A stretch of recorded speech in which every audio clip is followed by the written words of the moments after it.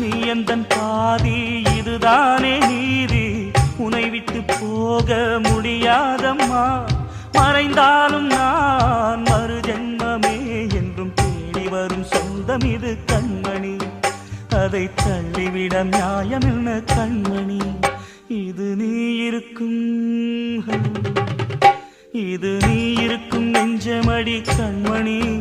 இன்று யாரடிச்சு விம்முதடி கண்மணி.